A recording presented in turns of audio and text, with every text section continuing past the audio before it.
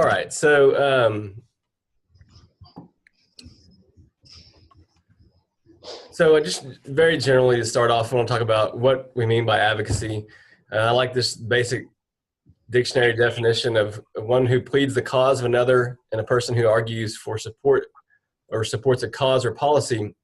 And I like that because it brings both the kind of one-on-one advocacy, working on behalf, speaking out on behalf of another, but also larger groups. So things like public policy and that sort of thing. So I like that because while advocacy is a new term within CBF Life and within the office here, it's really not new for CBF folks. I know I can hear stories from each of you about the kind of things we know that our field personnel are doing across this world, how they're the advocates for the most marginalized folks. And so this is something that's really at the heart of CBF. We have advocates all across CBF Life. Does advocacy mean lobbying? Obviously, Mary Beth mentioned that that's kind of my background, but that's not all it means. It goes beyond that. As I said, it could be a one-on-one type situation. It could be in your community, helping folks navigate a system like refugees as they come to the United States, something like that. The definition of lobbying there is influencing public policy. But even when it is lobbying, I like to make a distinction between a lobbyist and an advocate. And by that, I mean a lobbyist tends to look out for the best interest of themselves or their clients, kind of whoever's paying their contract. And I say advocates are those working for the best interest of all, particularly the voiceless and the marginalized, really working on behalf of others. So that's the type of thing we want to talk about when we say advocate. So what are some goals for CBF advocacy? First of all, I think the best advocacy starts with missions. When we encounter things going on in our communities that could use highlighting, could use a voice for people who have found themselves in a time of need that maybe we've encountered in our mission projects. And so I think those really are the best place to start with advocacy is when you encounter folks with need that you can be a voice for and you can really help improve their situation. And then with CBF, that means within our mission communities. And so the mission communities are just kind of an organizing platform for all the work that our field personnel do. That includes things like economic development, healthcare, justice and peacemaking, internationals and refugees, education, church starts and faith sharing, disaster response, and poverty and transformation. So those are kind of big categories that really all of our advocacy efforts will fit into. So some of the other goals really are to discover advocates already at work within CBF Life, connect them to one another, offer expert advice and counsel to help make them more effective when we can do that, recognize and promote opportunities for impact when we come to know what's going on and where there is a need for another voice in a place where CBF pastors and churches can be particularly effective, then we should help promote that. Sometimes we'll be connecting people with outside advocates or organizations where we're not going to be an expert on every issue that somebody might want to tackle in their community, but maybe we can know some experts in other fields and help connect them to kind of trusted organizations. And then also just kind of encourage others to take the next step where they're not sure how to go about being a more effective advocate, and maybe you're a little bit worried about what that might mean for their local context. So just kind of help them feel a little bit more secure in doing that. I think we really want to talk about elevating the identity of CBF as a type of Baptist who can work with others towards the common good. I think a lot of CBF folks are very comfortable in ecumenical settings and multi-denominational settings. And this is one way that faith groups work together, working towards common goals in areas around advocacy and issues that they care about. And also model a better public witness for the church. I think so often sometimes when Christians or church members engage the public square, they tend to take on the rules of engagement of the public square and sometimes forget that they're Christians. I think we want to talk about how do we maintain our own integrity and act like Christians when we go about this work. It's not about passing resolutions and finding the right side of political issues. CBF does not pass resolutions in our General Assembly, and we're not going to start doing that. We're going to be able to work with on a number of different issues as people find the need. It's not about selecting issues from the top down and trying to push them on folks and say, you have to be doing this. Obviously, when we see opportunity, we'll share that, but we're not going to try and mandate by any means.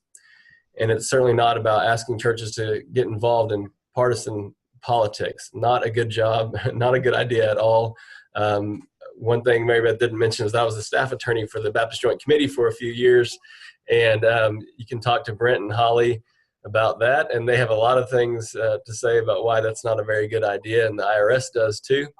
But we can hold a whole nother presentation on that. But we're really not talking about endorsing or opposing candidates for office. It's really about building relationships and building bridges with folks that are in the decision-making arena and trying to work with whoever's there to improve things. So what issues? Looking for nearest consensus as possible. That means we have to know what people care about and what they're working on.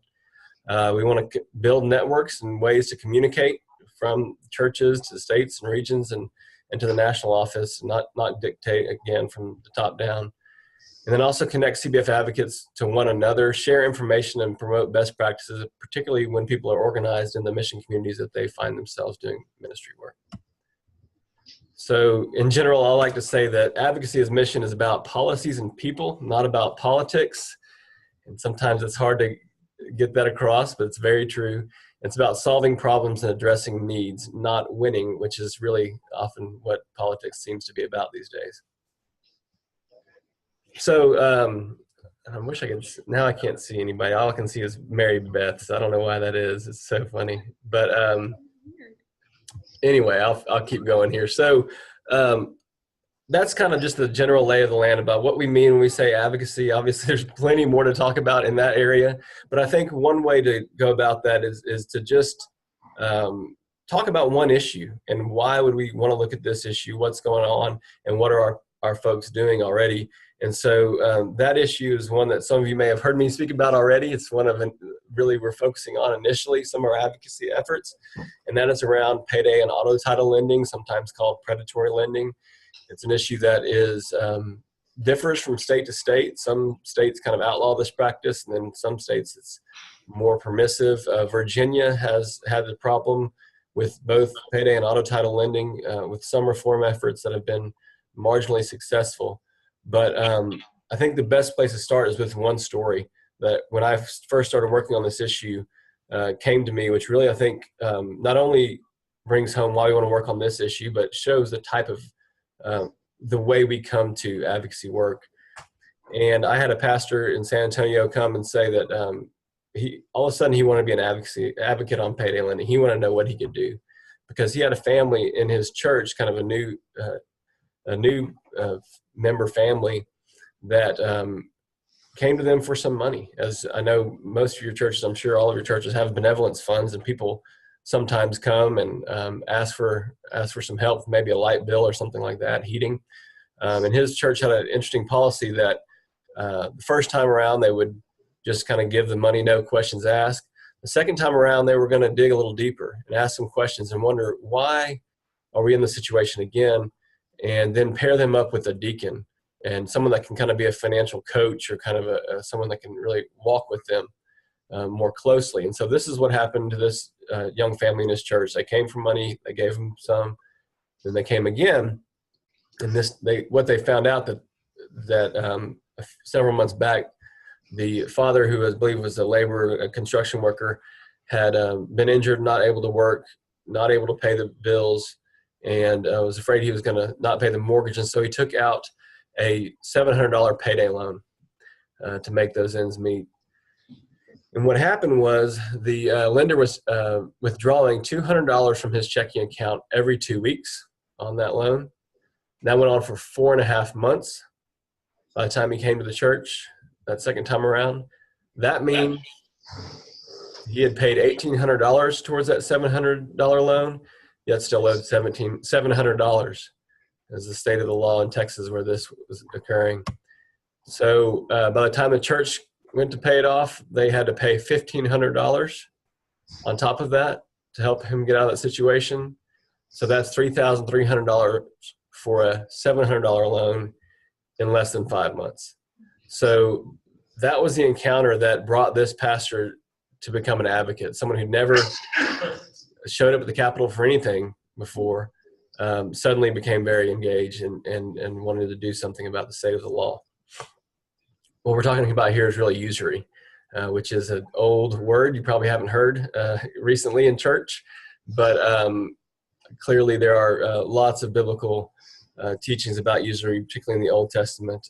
It's one of those interesting words. It's both kind of moral and legal, biblical and legal. So what is payday lending? I'm going to show a little video here. I think I'm going to try that I think does a pretty good job of explaining it. So let's see. Share new window. That sounds right. Mm-hmm.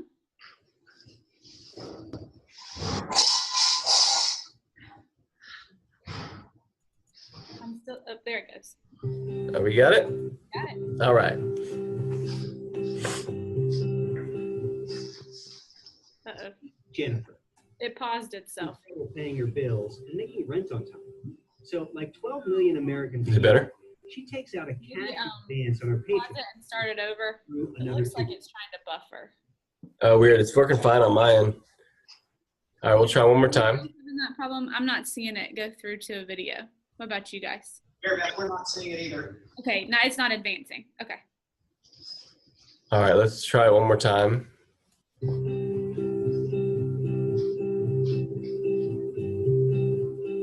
No?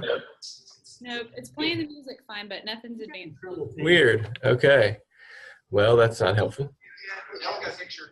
Hold on. Give it a second. Press play one more time, Steven. Your bills and making rent on time. Yeah. So, like 12 million Americans a year, she takes out a cash advance on her paycheck and she makes it through another 2 weeks. Problem solved, right? Not necessarily.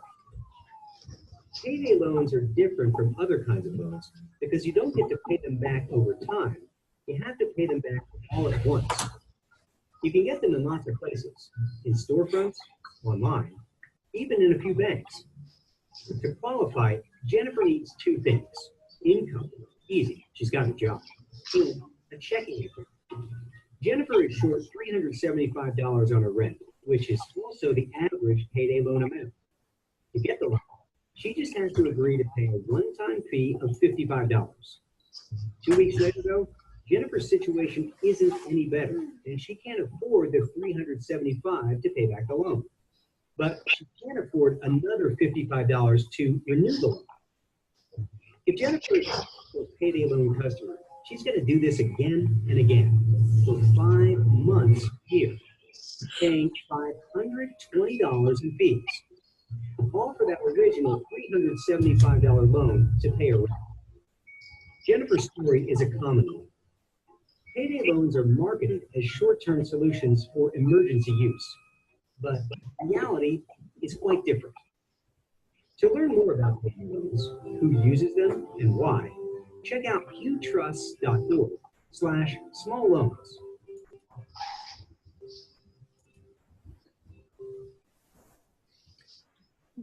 All right, so that worked eventually?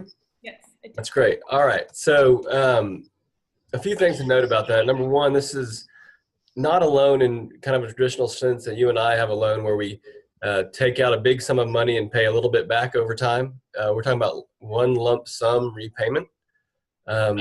There's also no real assessment of a borrower's ability to repay given their other obligations. Obviously, as you saw, they know that they have a job or a check income coming in. Sometimes it's even disability or Social Security, something like that. But they know they have income coming in, but they don't know what they're going to need to spend money on. They're just looking at income.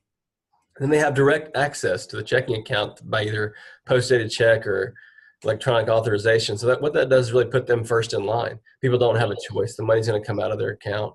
Doesn't matter if they have child support or medical bills or things that might have should maybe take priority. It really puts the lender in first in line.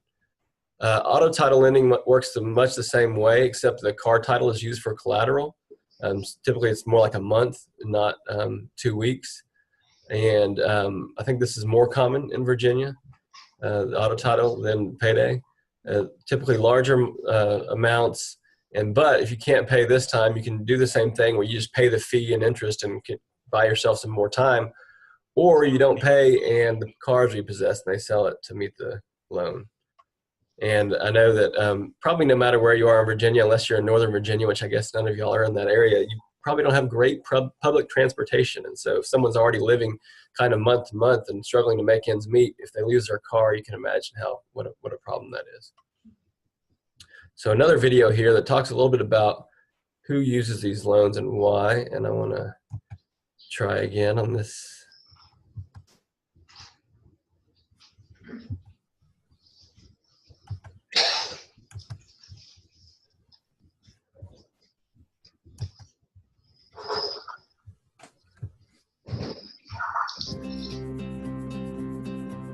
No, that's the end. There we go.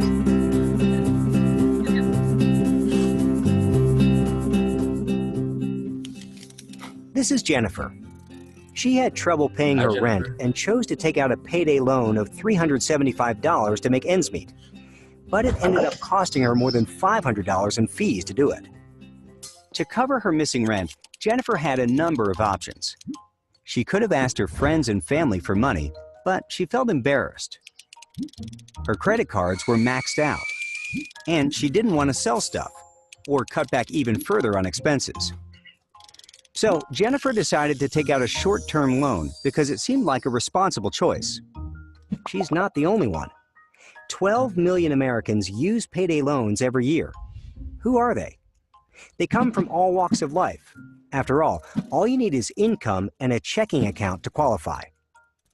Like Jennifer, most payday loan customers borrow to cover routine living expenses like utilities, car payments, food, and rent, carrying the loan for months.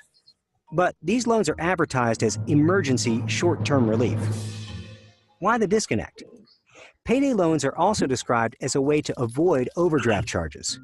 The reality is that over half of loan customers end up overdrafting anyway, and a quarter actually cite the loan as the reason for an overdraft.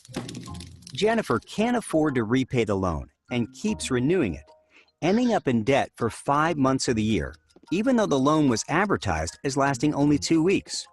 This is typical, and many borrowers, 41%, have to use a cash infusion like a tax refund or help from family and friends to finally pay their loans back. When all was said and done, she spent more on fees than she received in credit, and she still owed the original $375. Eventually, she had to sell some of her stuff and borrow from her parents, which is what she thought she was avoiding in the first place. To learn more about payday loans, who uses them, and what borrowers think about them, check out pewtrusts.org/small loans.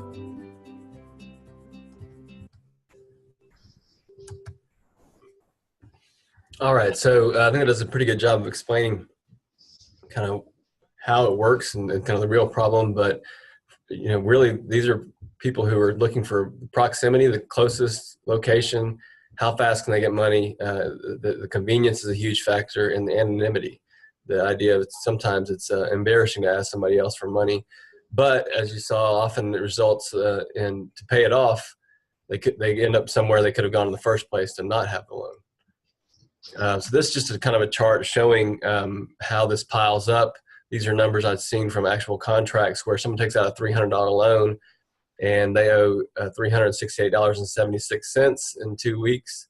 But if not, they continue to pay that so that within 3 months, that $300 loans cost them $712.56, which is an APR, annual percentage rate of 596%.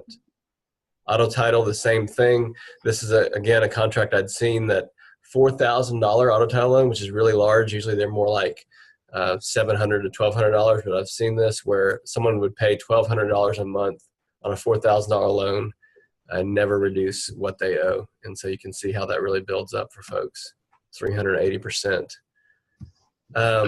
So this is a chart that came out from the Consumer Financial Protection Bureau after they studied, I think it was 15 million transactions in a year. And I like to point this out. It looks, kind of all nerdy, but it's it really shows the crux of the problem because, I think some people know that these things are probably expensive or kind of rip off, kind of a expensive loans, expensive option for folks that don't feel like they have any other options. And if it was just an expensive loan that someone pays off, that would be problematic, but it's not the type of predatory practice that is really occurring, because what this shows is that 75% of the fees they generate, over here on the right side of the chart, come from almost half their borrowers, or 48% of their borrowers, that end up taking out 11 or more loans a year. And so that when you have 11 or more loans a year, that is not a emergency one-time short-term loan. That's a long-term debt that really is problematic and ends up costing folks a whole lot of money, and it ends up being the real center of their profit. And just so you don't think that this is just a unfortunate byproduct of the way they operate, this is an actual training manual released in July from Ace Cash Express, headquartered in Texas, that shows basically how to create this cycle of debt, how to go from a customer applying for a loan to when they can't pay anymore until they have to take out another loan. And so this is really a how-to instruction manual that shows that they know full well that these aren't just short-term loans that cause a few people problems, but they really are intended to cause problems.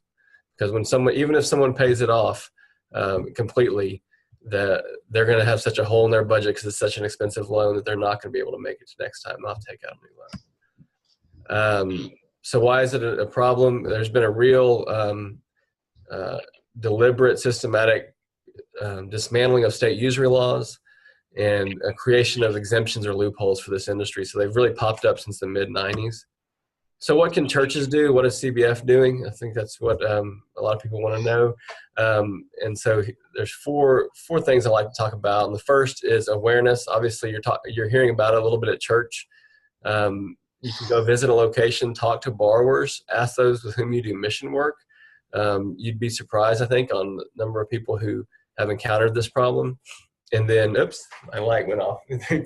I'm being too still. And then you can research the law and data available in your state, kind of figure out what's the context there. And then advocacy. I think this is really interesting because we've seen local efforts kind of around zoning and lending ordinances on the city level. There's certainly been state efforts across the country where it seems like wherever they're operating, there will be a state effort to reform their practice. And then also, if they're not operating, they're trying to get in, so you have to stop them. But the state level policy that would be helpful is to set just some limits on the rates and fees, which is kind of the way traditional usury law used to work. And also, what's been effective is a cap on the number of times someone can take out one of these loans so they don't get stuck in that cycle. And then finally, what's really important right now is there's a real unprecedented opportunity for reform federally. The Consumer Financial Protection Bureau has the opportunity to write rules that will help this problem throughout the country. And so CBF is going to focus on helping our folks who care about this issue raise their voice and ask that members of Congress support this reform, and that people help gather stories and submit them to the CFPB when people have encountered this problem, and then speak out in the local media and know that people of faith care about this problem. And that's been the case across the country in state houses, but this is the first time that this is going to be done on the federal level. So it's a really unique opportunity, and you'll hear more from CBF about that moving forward. But I think that if someone comes to the back door of the church needing some help, telling them, don't worry, I called Congress, is not going to be what they want to hear at that point. So we have to understand that there's some immediate need that churches need to be able to meet. And there's also things they can do to help maybe prevent this from happening to folks. And one is offering financial education classes. Some of your churches may have done something similar. I know that my church did Financial Peace University with Dave Ramsey, which is kind of a Christian, biblically based curriculum, but there's also less expensive models. Money Smart is from the FDIC. The CFPB has a new curriculum available called Your Money, Your Goals. And so this is something that you can do for the church members, or also open it up to wider community. And I think that's very helpful. People need to, first of all, they need to make enough money to save a little bit and be able to go maybe to their savings account rather than somewhere like this. They also need to make really educated choices, and we should be able to help with that. There's been also folks who have looked at loan alternatives. So kind of going beyond benevolence, taking that extra step, asking that extra question, maybe talking about budgeting or financial coaching with folks. There are models available. Most of the time I've seen churches that have partnered with a local credit union, so that the person comes to the church, the credit union maybe can give them a loan or get them out of a bad loan, and the church works with that person, and maybe the church can provide some guarantee or some security money to back that up, but also to do some of this financial education and coaching. And so that in some places, when people pay back the loan to the credit union, that establishes a savings account for them. Word of caution, that's not really that easy to do. That's kind of a heavy lift sometimes to create a whole program like that. But it may be what you want to try and do. But we also can't let that be a substitute for regulation. Sometimes people want to say, well, then churches, you just go fix the problem. The amount of money and the number of locations that this has spawned would make it, I would say, impossible to try and to drive them out of business on a church-based model alone. So that's it. I know it's kind of a lot of information, both advocacy-wise and on payday lending. So I want to take some questions. I want to leave this up for you. This is kind of my contact information at the bottom. Also a few places to go to look at this issue. I put Virginia up there. I've found and talked to some folks that have worked on the issue there. Virginia Partnership to Encourage Responsible Lending, which I believe is a coalition of a bunch of different types of groups, and that's their website there. And I also put our Christian Life Commission website that I helped establish, that because the law is different state to state, but the practice and the business model is often very similar. And so that website has good information that stays updated. We'll be launching a new one for some of our the new efforts soon, but those are the best resources right now. So, do you have any questions at this point? Stephen? Yes. This is Bart McNeil. Yes, sir. I'd like to hear 1 second, or have our folks hear a little bit about the way that the church in Texas that you were familiar with that used this as a part of a New Baptist Covenant agreement that also bridged some racial divides. Please talk about that for just a minute, if you would. Absolutely. So this is one of those issues that to me, there wasn't just a readily apparent racial component to this, although clearly a lot of these locations fall within neighborhoods of more need, and so that oftentimes, unfortunately, is a higher minority population. And in Texas, this has been a terrible problem. And the New Baptist Covenant, as you may be aware, is an effort to kind of do some racial reconciliation work, but also just kind of build relationships among the different types of Baptists. And so 2 churches in Dallas, Wilshire Baptist Church, who has been on the news a lot lately, if you've seen anything about the Ebola crisis. But a great church, CBF Church there in Dallas, has partnered with Friendship West Baptist Church, which is in South Dallas, and has seen this, which is a predominantly African-American church, has seen these locations pop up all over the place near their church. And they've been working on this issue a long time. So they decided to work together on this issue and take it from both a meet the immediate need.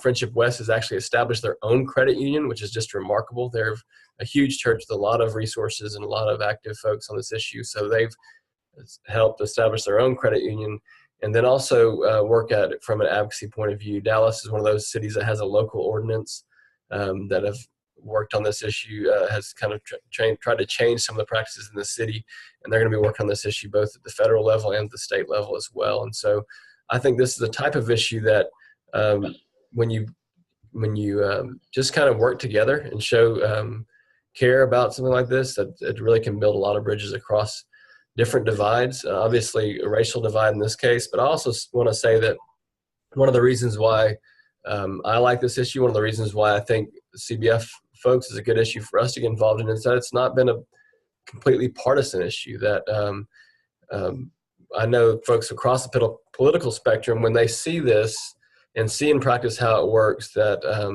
they get motivated to make a change. And so I think it bridges a lot of divide. Thanks, Mark. Any of you have questions? We have another one here, unless we'll let somebody else go, but we have a congregant if you want to know. Go ahead, Bart. Okay, please, Ed, you can just speak out loud. You mentioned that the state of Virginia was one of the worst. In a previous business situation when I was working, we charged our customers 18% per annum on anything that was overdue. Well, that's in the state of Virginia, 18% was the max that we'd be charged. But it even got down to the point, if you divided that, of course, it came out to 1.5%. That's not true. It came out really to 1.33. And the state made us change it for that. And that's how, I don't understand how these payday loans get away with this exorbitant amount of interest they're being charged. So I missed a little bit of that, but I think you basically said that you were in a situation where your rate was tightly regulated, where they were the payday lenders were not having to abide by that. Is that correct? Yes, we sold materials. It's what we actually sold. Yeah. So he wants to know how they get away with it, since his understanding was they were capped at what they could charge. Could you explain why they can get away with that kind of interest? So the technical answer to that is going to differ state to state. I'm not exactly sure how they did it in Virginia, but often they find a loophole. It's amazing how creative these folks are. In Texas, they became credit services organizations, which are like supposed to help people repair their credit, but but they've figured out a way to do this within that statute. In Ohio now, they are mortgage lenders. They're not, but they don't do a traditional mortgage. They're doing it somehow or another on offering the same type of product by calling themselves mortgage lenders. They've become very creative. Let's just put it that way. Sometimes they come in and ask for a clear exemption that just says we don't want to comply with the old lending standards and make that change. Or then sometimes they just create a loophole. So I bet you if you go to the Virginia Fair Loans, the website that I showed a minute ago, they could tell you exactly how that happened. I know that in 2008, there was some reform in Virginia that tried to help the situation. And I think some of the things were somewhat effective, but basically it did not reduce the cost of the loans. And so that's kind of the one biggest problem, is how expensive they are. So when they find a way to get around that rate cap, either by loophole or express exclusion from it, then that's the problem. So. Good question. What else? Can I just clarify that the purpose of this is to CBF and all the advocates are trying to do businesses? Well, let's ask that. Stephen, this is David Turner from Central. We've got a question, again, just for clarification, and I think we got a member asking for a summary statement or statements of, again, why this is important as Baptists, as Christians, to fight the payday lending and this kind of thing. Sure. Well, first of all, I think this is the type of issue that churches have not traditionally kind of paid attention to, yet it affects so many people in our community. And I think to understand it and to show particularly the members of our community who have been affected by it, this is something we care about, is important.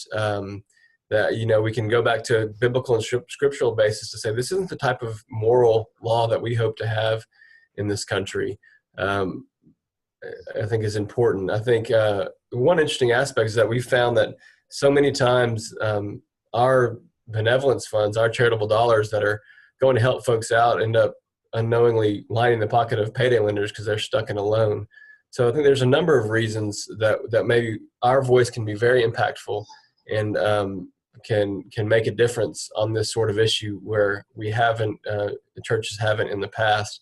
And what we're asking for is not so much a outlawing or just close all these businesses down, but just a little bit more fairness in the process. So the way that it's set up is really there's just kind of perverse incentive for failure. So in other words, the more that somebody makes this loan unaffordable and in a way that they know their borrower is going to fail, the more money they make. And so I think we want to try and help people get on a little bit more even playing field, and that our laws shouldn't operate in a way to benefit those who are ready to take advantage of somebody who feels like they're in a desperate situation. And so to me, that's the type of thing that I think churches and CBF ought to be an advocate and a voice for. These folks who find themselves in a situation don't have millions of dollars worth of lobbyists that the industry does to defend these practices. And maybe that's the sort of place where we should step up and say, no, this is wrong. This isn't what we need to see in our communities. It's affecting our church members. It's affecting our neighbors. And we want to do something about it. And you mentioned the opportunity for ecumenical partnership. Is CBF, are you seeing opportunities to work with specific denominations or? Absolutely. And this is nationwide. I've been in Washington, worked on this issue a number of times, and there are people kind of from across the political and theological spectrum that have really gotten engaged on this issue. The Catholic Church has such strong social teaching. They've been very, very involved across the country. And so I've met with the Catholic Conference of Bishops folks in Washington. And in those same meetings, you have the General Board of Church and Society from the Methodist Church. You have the Presbyterian Churches USA, and including the Southern Baptist Convention. The Ethics and Religious Liberty Council has also been working on this for a while. And so, again, when we can work together across theological and typically political lines and ideological lines, then I think that's a good place. And I think that we're finding that when people get engaged at the state level all the way up to the national level, they're people of common good of different faiths have been working on this issue together. Thank you. Stephen, I want to say two quick things.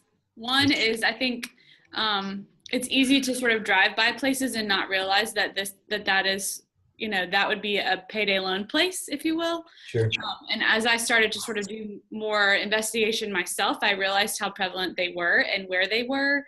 And I just started noticing. So I would say maybe one of the first even things that you could do is notice where they are in your own city and neighborhood and what kinds of neighborhoods they sort of put them right in the middle of so that they will be successful. That is a huge part of this whole industry is the location, but I'm not as familiar with Azalea and Franklin, but I know Central has a pretty food pantry, and I would venture to say that many of the people that are serviced through there get stuck in situations like this because they think they're doing something that's going to help them out of the situation. So it's kind of interesting. Of course, you wouldn't want to come out right and be like, so do you have a payday loan? But through stories, I think you would maybe find that of some of those people even in that neighborhood. Number two, I was just proud of myself for remembering what the CFPB was on a story because there's lots of acronyms and I was like, I know what that is. That's relatively new and it's trying to protect us. So number two thing, but also there is a sort of a trip. I'm going to plug Advocacy in Action, Stephen. Yes. And I don't have dates for this year, but it'll be in March of 2015. And it's a CBF sponsored trip. It's happened for, I think, 7 or 8 years now. For those that are really interested in sort of hands-on advocacy at the sort of national level, DC, sort of learning who your representatives are and learning what organizations are trying to represent you. And I mean, like immigration issues, payday lending. It sort of varies. Bread for the World is one you all know. Baptist Joint Committee is one you all probably recognize too. So visiting those locations. So for any of you that have sort of like the spark of wanting to really know more, I would encourage that as another opportunity, since we're close in Virginia to DC. Try to check that out and talk with people in person, and don't be afraid that it's going to be divisive. The point of this is to try to find issues that we all agree this is not okay. This is not the world as it should be. And we have a specific Christian voice that people want to hear. And it's kind of interesting to see what saying that to a representative will do. Oh, or even a specific Baptist voice. So it's pretty cool. But I know that we're almost out of time, and I want to make sure everybody sort of got what other questions, that maybe one more question for Stephen. We have a question here in Franklin. Yeah. This is Franklin. The reason why you're seeing predatory lending in certain places is because there is a industry-wide group or advocacy group for predatory lending, and in their mission statement it says their goal is to help predatory lending companies set up their businesses in the areas where they can prey, and they use the word prey in their mission statement, where they can prey on minorities, poor people, and the military. So if you happen to see a lot of those predatory lending places right around military bases, that's no accident. They're trying to do that. And the reason I know this is because the place I work has Head Start, an early Head Start, and we have been talking to our parents about that, because a lot of them are caught up in the predatory loan, circle that you showed before. So, and I believe also that in North Carolina, predatory lending is illegal. I think they've outlawed it there. Yeah, so you mentioned a few things I want to respond to. One, I haven't seen that mission statement yet, but that's pretty astounding that an organization would put that in writing like that. Number two, you're right about North Carolina. They've had a lot of success in really limiting it. I think what they did was put a 36% interest rate cap per year, APR, on these loans, which brings it down into line with other type of products. You heard somebody mention 18% earlier. That makes it really hard to make the loan so expensive that people get trapped. And so they've really had a lot of success there. And an organization that I had up on the screen earlier, the Center for Responsible Lending, is one I've worked with for a few years now. And they have, they started as a credit union in Durham, North Carolina, and then saw some of these issues and began to move more towards advocacy and policy. And then finally, you're exactly right on the military lending, that for years they've preyed particularly on members of the military, because often they're young, they're sometimes uneducated, and certainly they're getting a steady paycheck, and so they've set up around military bases before. And in 2004, I believe the Department of Defense did a study and said that this type of lending was a threat to military readiness. And I read that in probably 2010, and I thought, wow, I don't like these guys, but a threat to military readiness, that's something else.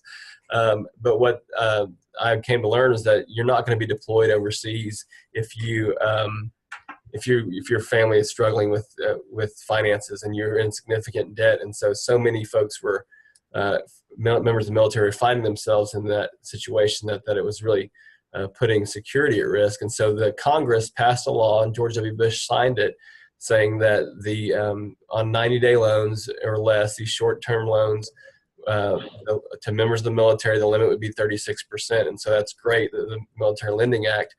But what we saw was they started just making 91-day loans and finding a loophole and getting around it and continue to do these practices. So just last week, the Department of Defense proposed some new rules to try and crack down on those loopholes. So Apparently it takes more than an act of Congress to get these folks to stop preying on members of the military. And so it's still kind of an ongoing fight, but hopefully these new rules will be a little bit better. And sometimes it's kind of like whack-a-mole. You have to try and do your best and keep moving forward, but sometimes there's 2 steps forward, 1 step back. So thank you for that question, comment. Well, I know that we're getting antsy. I know several people maybe have choir practices and other things to get to. So I want to say thank you to Stephen for joining us tonight from Decatur and for sharing with us about advocacy at CBF and specifically about payday loans and auto title loans. And I also want to say thank you to you all for trying this new technology and for being patient. And I hope it was a good experience for you. Would love to hear your feedback. Anything and everything that can make us better is only good. Secondly, also there's another Feast of Faith in November. I know Azalea is going to be there. Rob Fox is going to do a Mission on the Move. So we're going to talk about our focus in CBF Virginia, about Haiti, and he's going to talk a little bit about giving. So that's always good to talk about in November. So anyways, just wanted to sort of plug that for him. If any of you guys are interested, we could take a couple more churches if we need to, more than 3. But want to say thank you for joining us, and I hope you all have a great evening tonight on this Wednesday night. So thank you all very much. Thank you. Thanks to you. Thank you. Bye-bye, y'all. Bye, y'all. See you later. Bye. God bless. Bye-bye.